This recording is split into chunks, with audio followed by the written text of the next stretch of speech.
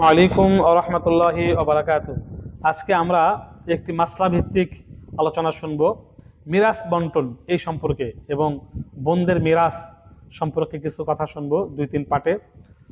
মাইয়াতের কাফন দাফনের পর বেশি বিলম্ব না করে তার মিরাস বন্টন করা হকদারকে বুঝিয়ে দেওয়া কর্তব্য। বিশেষ করে যদি কোনো ওয়ারিস নাবালেগ থাকে তখন বিষয়টা আরও বেশি জরুরি হয়ে পড়ে।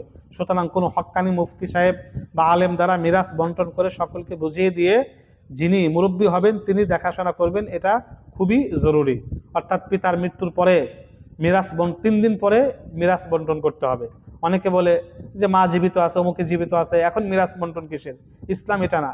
মৃত্যুর 3 দিন পরে বা খুব দ্রুত, 3 দিন পরে না হোক, 7 দিন পর 10 দিন হোক, খুব দ্রুত মিরাস বন্টন করা উচিত। বোনদের অংশ বুঝিয়ে দেওয়া জরুরি, বোনদের অংশ বুঝিয়ে দেওয়া খুবই জরুরি। এ ব্যাপারে আরো একটি মারাত্মক অপরাধ হচ্ছে, সাধারণত ভাইয়েরা বোনদের অংশ দেয় না বা দিলেও সামান্য কিছু দিয়ে বিদায় করে দেয়। আবার অনেক সময় দেখা যায় বোনেরা লৌকিকতা করে ভাইদেরকে বলে আমি অংশ নিব না, ভাইকে দিয়ে দিলাম। বোনদের এই কথা, ভাইয়েরা তো মহা খুশি, বোনদের খুবই আদর যত্ন শুরু করে দেয়। তারা একবারও চিন্তা করে না বোনেরা এই কথা কেন বলে, তাদের কি সম্পদ, তাদের কি সম্পদের প্রয়োজন নেই, না তাদের সন্তান নেই, সবই তো আছে, তাহলে তারা কেন ছেড়ে দিচ্ছে?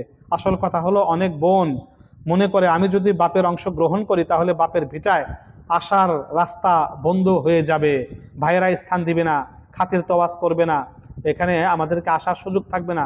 সুতরাং সেটা জারি রাখার জন্য যেহেতু আর কোনো রাস্তা নেই, তাই তারা লৌকিকতা করে তাদের অংশের দাবি ছেড়ে দেয়।